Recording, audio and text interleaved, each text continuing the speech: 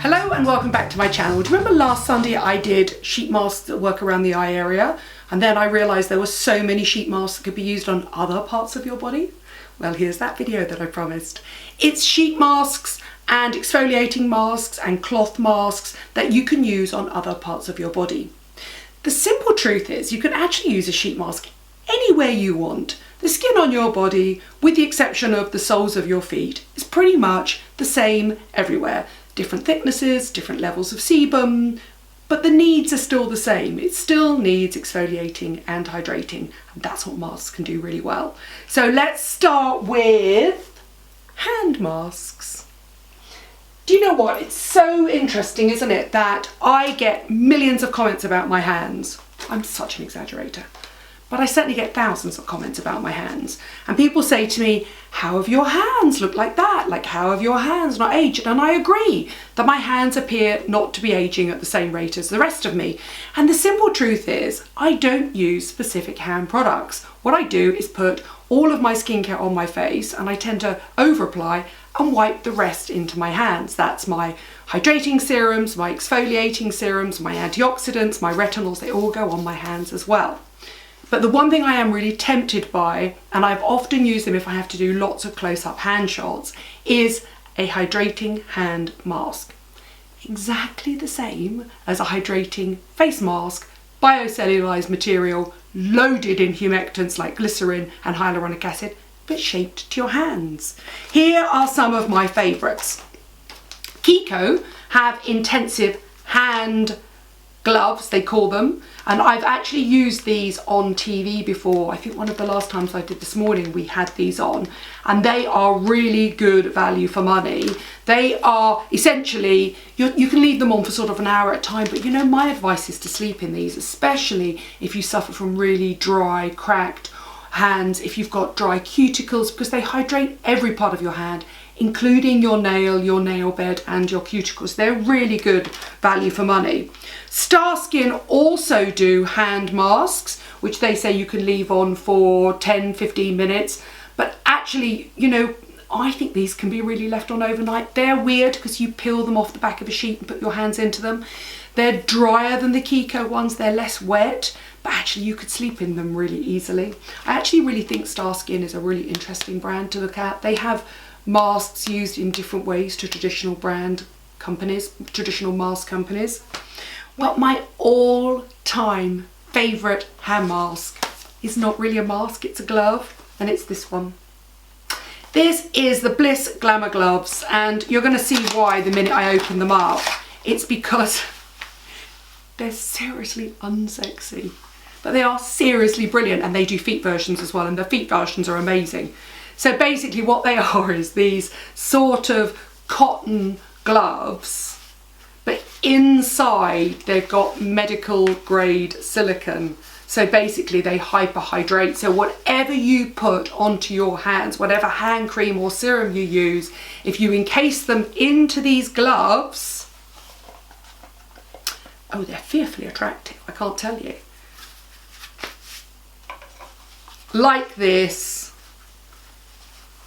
And I think I've put them on the wrong hands, but it really doesn't matter. They will hyperhydrate your skin. Look Mum, jazz hands. I tell you what it is, it might not be Look Mum jazz hands, it's Look Mum hydrated, soft, plump, youthful looking hands. They're absolutely brilliant, and you can use them time and time and time again. You can't type or use your phone with them or anything like that, but you could technically wear them on the way to work if your hands are dry. They leave a slight moisturising residue even when you take them off straight away, but actually sleep in them overnight, you will wake up to the softest hands you've ever had. Let's have a look at the active ingredients. So they've got mineral oil in them, so it's a simple occlusive. The idea is it locks the moisture into your skin so that they don't dehydrate overnight, which is why you kind of could have put them on if you lived in a cold environment during the day and kind of put your hands in your pockets. I mean, anyway, so the active ingredients are mineral oil, hydrogenated fats, polymers, all that sort of stuff that essentially, I mean, they do have jojoba oil in them as well. So they do have things that are going to hydrate your skin. They have fatty acids, ceramides, and oils that are going to hydrate your skin. But the idea is that the inner layer not only occludes the skin, it actually hydrates the skin as well. They're brilliant. The spa socks, I think you can get them from Marks and Spencer's now, M&S Beauty, are amazing. You can use them on their own, or you can put an exfoliating lactic acid stroke sort of ameliorate stroke sort of Origins Reinventing the Heel product, which is essentially an exfoliating acid. You could run that around your heel, put yourself in your spa socks and wake in the morning to the softest feet. And when I say the morning, I mean they will change dry, hard feet overnight. They will hydrate it. They might not necessarily get rid of it, but they will hydrate them overnight. They're incredible. They're quite expensive, but they do last a long time. Now, talking of feet, I was surprised last year because at this time of year, the weather's beginning to get a bit good in the UK. You kind of take your feet out of your boots or your trainers, you look down and you think, oh, I've neglected them. And I was surprised last year because I posted this. So this is the infamous Footner, which is a foot mask, and it's got really strong levels of acids in it. So you open up the little thing inside, you take out the little plastic booties, you put them on around your feet. You can actually put a pair of socks over the top to keep them in place. I mean, they will stay if you're sitting still. Or actually, I tell you what I did, I just put my trainers on afterwards because they do cover the top and the bottom of the foot, all the toes and the heel, and then you leave them for 60 minutes. I think I left mine for a bit longer, for 80 minutes. And then you take them off and you shower your feet. This is the funny thing about Footner, is you forget you've used it. I will guarantee you will forget you used it. You'll wake up the next morning, your feet will look the same. You wake up the next morning after, your feet will look the same. And just as you've forgotten that you've used it, 3 or 4 days later, your feet will start to peel. And when I say peel, I mean peel. It's so satisfying. Sheets of skin will peel off of your feet. From the top, round the toes, underneath. The only thing you might need is a second application just around the heel area. And in fact, if you do suffer from dehydrated heels or cracked heels, my advice would be to leave the top of the bag open and just do the soles of your feet, because you could technically go back in a week later and do them again. It's the most satisfying thing you will have. It's right up there with sort of plucking ingrown hairs out or getting rid of a blackhead. I'm sorry, that's disgusting. But peeling off dead skin from your feet is so satisfying. They are brilliant. They really work. And in fact, talking of Star Skin, because I was just saying how great they are, they have one here. It's exactly the same. Similar active ingredients. You pull them out. They're a double layer. These ones are slightly better fitted to the foot because the Footner ones are quite baggy. I mean, these, you know, a similar price. Star Skin is slightly more money. They really, really work. The thing is, if you use the Bliss spa socks, you'll wake up to softer, more hydrated skin. They won't necessarily exfoliate the foot. With Footner, you won't wake up, or Star Skin, you won't wake up to better feet, but a week later, your feet will be baby soft.